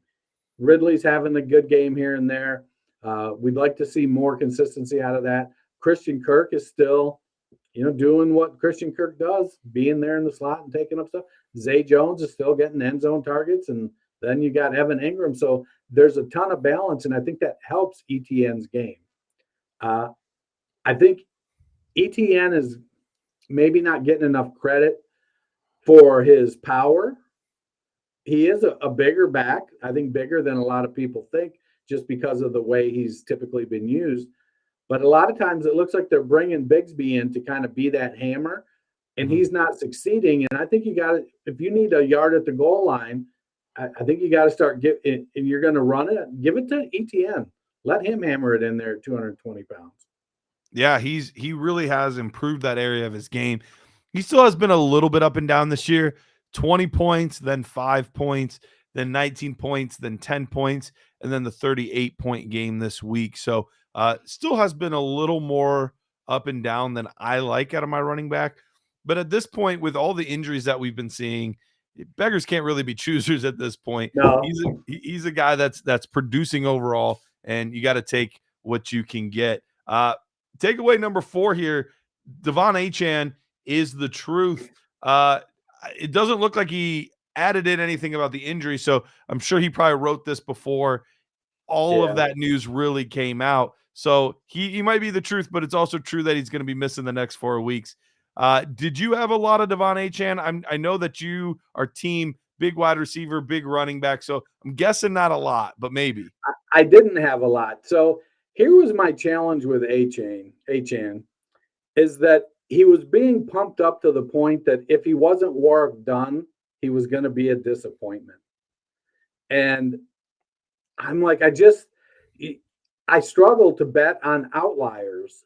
Mm-hmm. And even looking at the numbers he's putting up now, they're still outlier type of numbers. And so I have concerns about how he'll be able to do that consistently. Once we get out of the small sample. Now, I know that Miami offense produces these type of numbers. We've seen it happen with Raheem Mostert and Jeff Wilson and Salvon Ahmed. We even saw it happen with Myles Gaskin. Not quite to the extent that Achane has done. But we've seen those guys go into that offense, and if they execute what that offense asks them to do, they've got big holes to run through. Yeah. Now, Achane just happens to have that extra burst, and it's paying off right now. But at 5'9" and 188 pounds, I think I'm curious, will it be one of these situations where, you have him for 10 or 12, 14 games every season, and it's dynamic for 8 to 10 of them. And you've got a couple others where he gets dinged up and misses some time, or he'll miss 2 or 3 games here and there. So that's my biggest concern. And I try to be injury agnostic. And so late in the process, especially in like best balls, I had started to gather some Devon Achane. And, because as much as I want to be injury agnostic, it's tough for me to completely put aside my biases. Sure. And so, while I did add some to the portfolio, I still hold out that concern that, he's not going to be able to withstand the punishment on any kind of that for it to pay off. He's going to have to hit a big run every single game, because they're going to start to cut his snaps back, because they have so many other guys that can be just as productive. And we're kind of seeing it now where it's like they got 4 guys in that offense that are virtually interchangeable. It's like, well, we're just going to play the 2 healthiest ones this week. Yeah, No, the offense is truly incredible. And while I definitely think you're correct, I'm not sure he can keep up quite at this pace. I don't think we've ever seen a running back average 12 yards per carry over the course of their career. I do think this is more legit than not. I do think he's going to be pretty special when he's healthy, and that is going to be the biggest thing is how often can this kid stay healthy. But hopefully this was just a freak thing. I'd love to see him get up to like 199 pounds and be able to keep this explosiveness and be like, oh, now you're crushing the BMI at 5'9", 199. There you go. Now let's rock it. Little muscle hamster over there. All right, let's go to the fifth takeaway here. Josh Downs is rising up the dynasty ranks. So Josh Downs was a really interesting prospect. We had a lot of smaller receivers in this draft class, which I know you didn't like love. All of them but Quentin Johnston and Michael Wilson. Basically, and Jonathan Mingo. Those were the only ones with any sort of size. So Josh Downs, he had been okay, had some decent games, had some duds, kind of what you expect out of a rookie wide receiver. But big game this week, 15.7 points. What are your thoughts on Josh Downs? Is he somebody, especially with Gardner Minshew, it seems like his connection with Minshew might be a little bit better than his connection with Anthony Richardson so far. So we know that we're going to get Gardner for at least the next 4 weeks, maybe more, depending on if it's just rehab, if it's surgery, whatever's going on with Anthony Richardson. Is Josh Downs kind of a sneaky buy at the moment? Yeah, he has kind of slid into the role I think that we expected he would have with Pittman and Pierce as the slot guy. What I think we missed was we didn't realize that Anthony Richardson would throw him the ball as much. And then when you get Minshew in there, they're like hand to glove. You know, Minshew targeted him 12 times in the third game, but Richardson gave him 7 targets in week 1. Yeah. So they both are comfortable with what he brings to the table, and he's got enough burst. He doesn't play outside a lot, but he can play in 2 wide receiver sets. You know, Alec Pierce is the one who's disappeared out of that offense, which I thought he would be a great match for Richardson's big arm, but Richardson is struggling with staying on the field. Yeah. So I think Richardson will be fine in the long run. But, man, Josh Downs has just come in there. He's been quiet. He's went to work. And he's one of those guys I think that you look to pick up to have in that wide receiver 3-4 role on your fantasy team that is like he's going to have a good floor. He's going to get 6 to 8 targets a game, probably 40 to 70 yards and a touchdown every third game. And then he'll have a couple games where it just funnels to him for whatever reason. The defense is weak in the slot or something, and he's open all the time. Yeah, I think Josh Downs is. I think if they play 11 personnel in Indianapolis with any consistency, he'll be considered a starter. Yeah, he was definitely one of those players where he didn't pop like some of the other guys did, because for a guy that traditionally when you see these smaller receivers, you think quick, speedy, fast, like those are types of things. That's not how I would describe Josh Downs. He's actually built fairly thick. Like he's like 5'10" and a solid 180. Yeah, he's fairly thick for a wide receiver of his size, but he won more with his route running prowess. He actually was really good in contested catch situations, which you wouldn't expect out of somebody 5'10". But he was really good in those type of situations.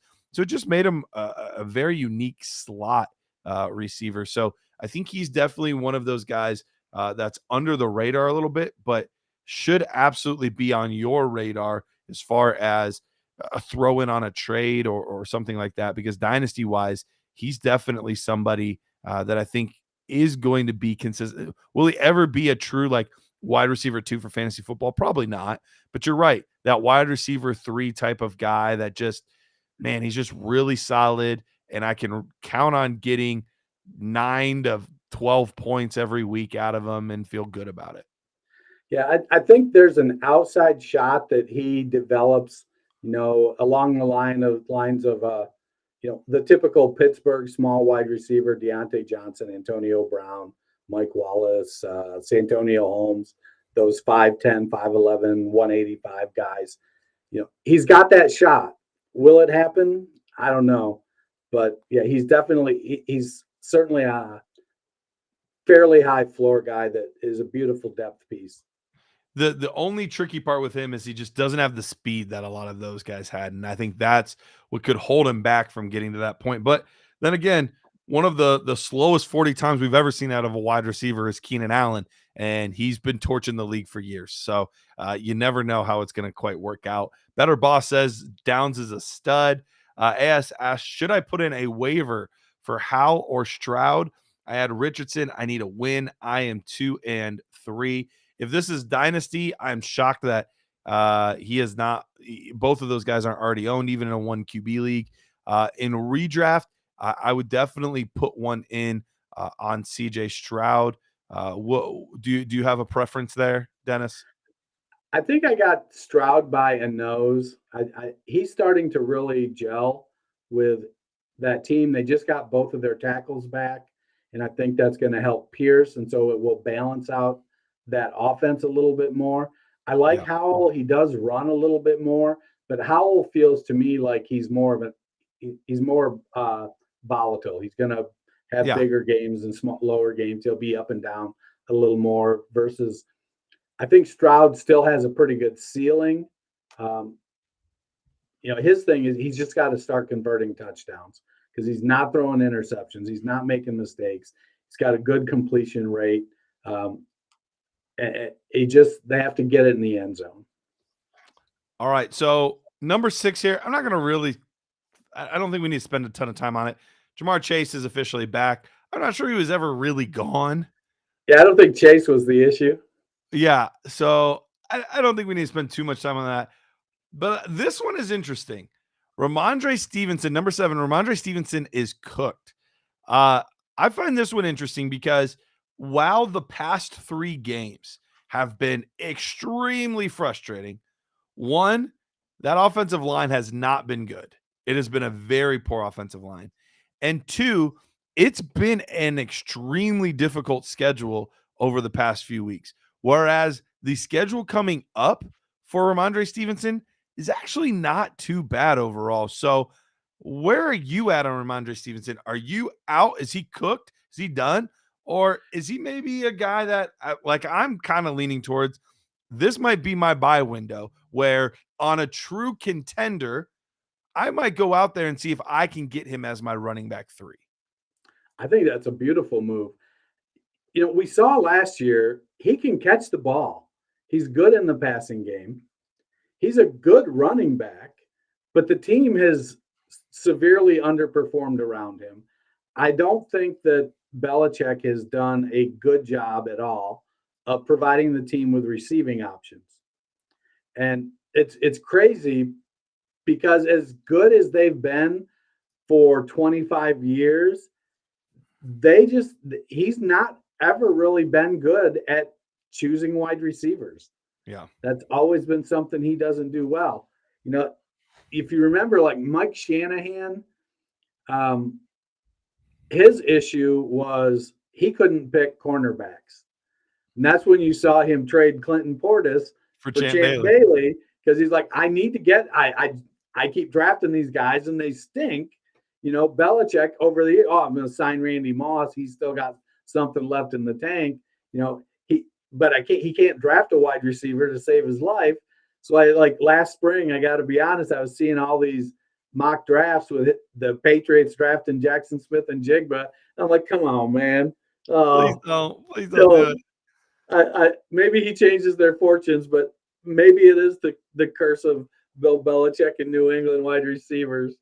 So, but yeah. No, I think Ramondre is a beautiful target to go out and see if you can buy low on it, especially if you find somebody that's just depressed. They're like, I just don't know what to do with this guy. I believed in him. I thought he was going to be one of my anchors. And if you can get him as your RB3, and so you're flexing him bye week until he starts to pop off a little bit, and that offense, Belichick they're going to pull it together to some extent. Yeah. I don't think they're tanking for Caleb Williams. Although maybe they should. Maybe they should.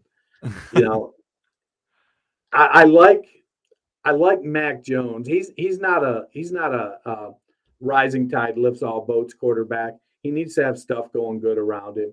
They haven't given him a lot. He's out there trying to make chicken salad out of chicken feathers, and it's not having a great time in the kitchen. Let me tell you. No, he is not. Ramondre Stevenson, the rest of the year, the fourth easiest schedule amongst running backs according to Fantasy Pros. So really nice looking schedule the rest of the way there. Team with the easiest schedule according to Fantasy Pros the rest of the way, the Tennessee Titans and my boy Tyjae Spears. Doot, doot. That's right. Hop aboard, Dennis. Hop aboard. I like it. He needs to get more high leverage touches. Yeah. They still give it to Henry too much. They're still riding him. And I get it because Burks has been perpetually injured. The team just isn't playing great, but they got to why not give Spears a shot? Well, we'll see what happens this week for Tennessee. It is going to be it's going to be interesting because they've got the Baltimore Ravens this week. They lose this week going into their bye right before trade deadline. They would still have the Atlanta Falcons play right before the deadline, but you're at 2-4 going into your bye week, and maybe even the Atlanta Falcons are knocking on the door saying, hey, like, is Ryan Tannehill available? Or, the Buffalo Bills might say, hey, is Derrick Henry available? Right. Or, it could finally get to that point where they just say, we give up. It's not our division anymore. We just lost to the Colts, who didn't even have their starting quarterback. We were lucky to beat the Cincinnati Bengals. We were lucky to beat the Chargers. Our 2 wins were not like nothing to get inspired about. A blind squirrel finds a nut once in a while wins. Exactly. The Bengals were just playing poopy, and the Chargers, they lost the game. The Titans didn't win that game. The Chargers lost that game. So I'm really interested to see how that all plays out. But of course, I have my own little bias. But I'm definitely rooting for that. Let's go on to number 8. Adam Thielen is a must-have for contenders. We actually talked Adam Thielen a little bit on the Dynasty Nerds podcast this past week. What are your thoughts on Adam Thielen? Because, man, he's been a target hog for Carolina and one of the very, very, very few bright spots for that team. Man, I think that he's bringing it. He's like trying to show everybody he's not washed. I'd like it even better if they'd play Andy Dalton. Yeah. But no, so who do you think is harder to acquire? Thielen or Ramondre? Probably still Ramondre because of the running back. But I get where you're going with this. Because they're both basically contender buys right now. You need somebody, you need to get depth that's going to score, push you over the edge. I'm not sure. I'd probably pay slightly more for Ramondre than I would Thielen just because of the age. But Thielen, he's always had a nose for the end zone. Yes. He's just on a team now that doesn't get very close to the end zone. Still got 3 of those tutties, though. Yeah. I mean, you extrapolate that out over the season, that's a pretty solid season. It is. No, and I think he's going to continue to have a good year. He doesn't, he can play through injuries because he's a smart player. And if they can just get consistent play out of Bryce Young, I think that's going to help him immensely.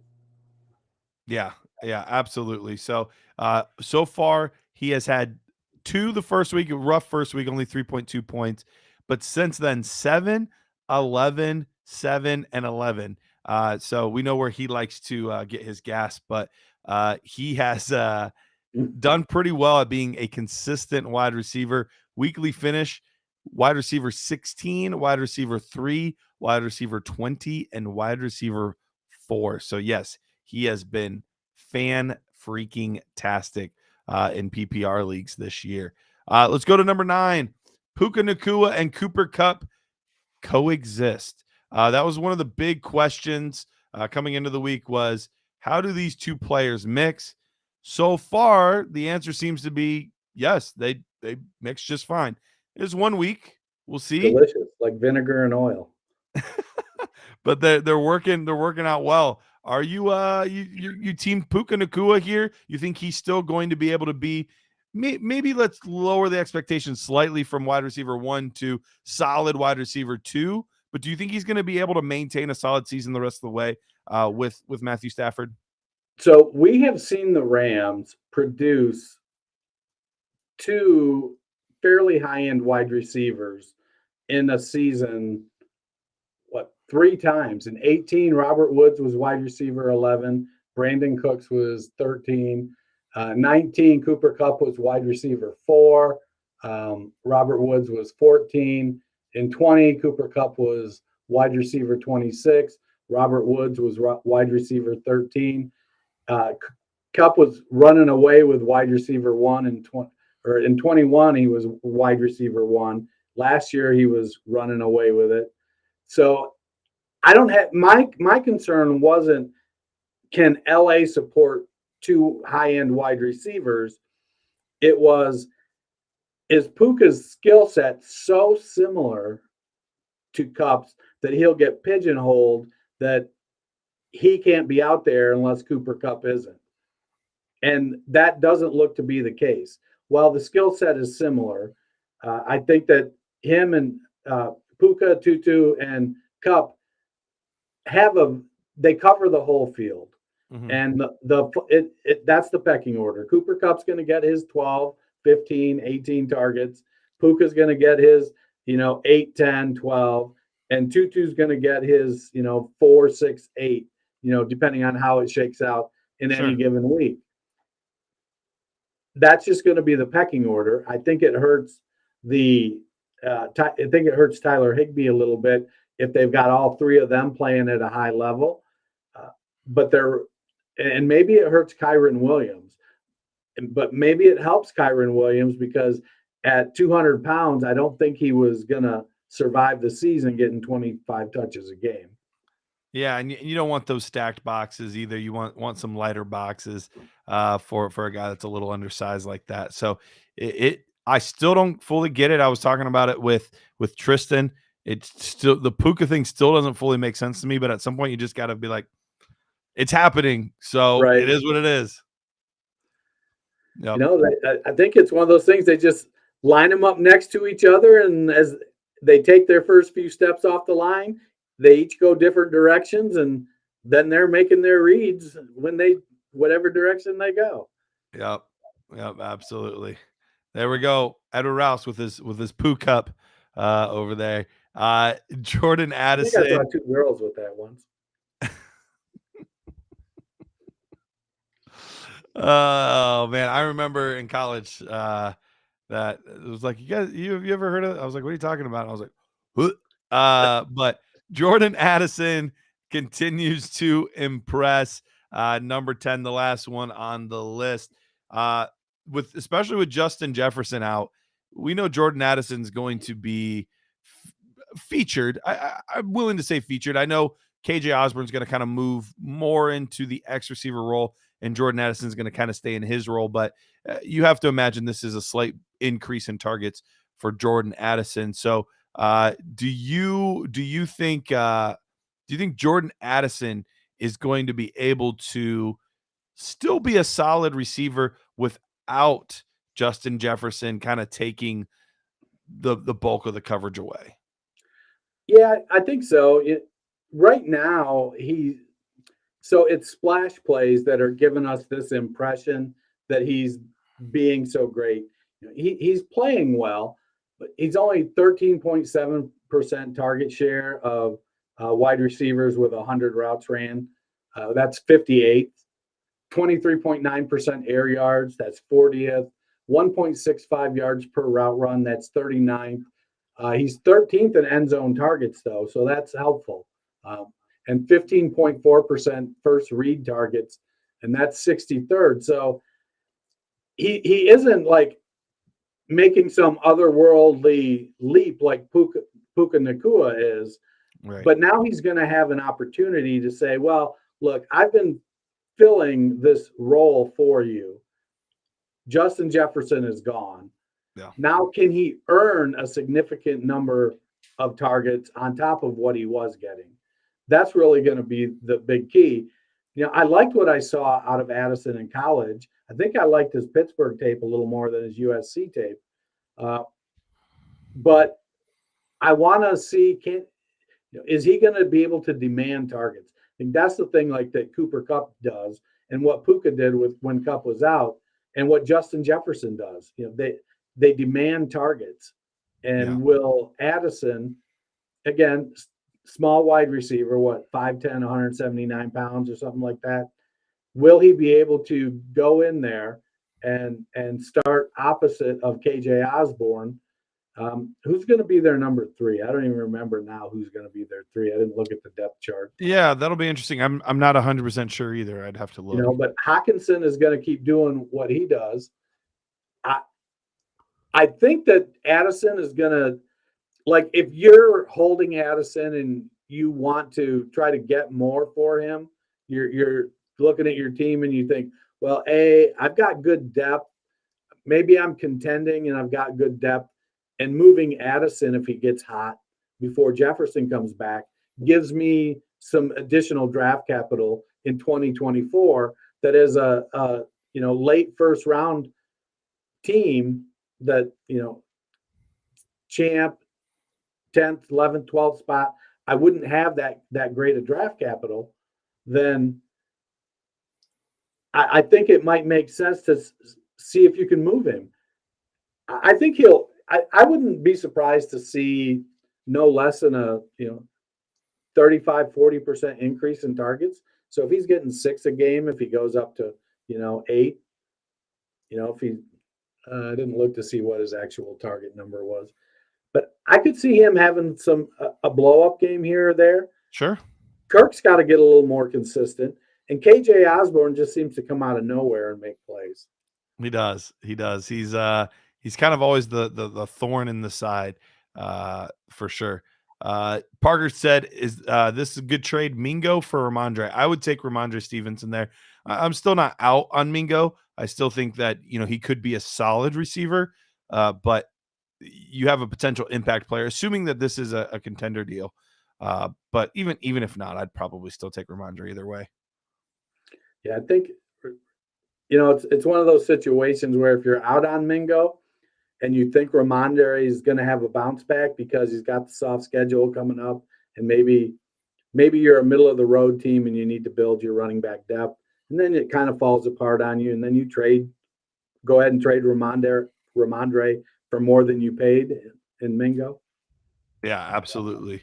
All right, Dennis. Well, I think that about wraps everything up. Actually, we might even be over compared to when we normally are done. I just kind of realized what time it was. We're just talking like two good old friends talking Dynasty Fantasy Football back here. But Dennis, remind the good folks where they can find you. You can find me at culture_coach on the X machine. Check me out on the Fantasy Football Roundtable podcast. I'm here on Wednesday nights. I'm going to be doing the full host job next week, so swing by. Peter's going to join me. Got something special cooking. Ooh, I love that. The two of you guys together are fantastic. That's for sure. And you can find me on Twitter at Dynasty Price. I will, as Dennis just alluded to, I will be gone next week. I am not going to be here. I'm going to be putting on the Speedo. I'll be in the Bahamas for just a little less than a week there. So I'm pretty excited about that. I've never been before. So that'll be my first time in the Bahamas. So not gonna lie, I'm a little jelly. you know, I would be too. I'm pretty pumped. All you can eat food. Life is gonna be good, my man. Life is gonna be good. Speedos and crab legs. There we go. Speedos and crab legs. All right, guys. Well, appreciate you guys tuning in. You'll get Dennis back next week. You'll get me in 2 weeks. Until then, we'll see ya.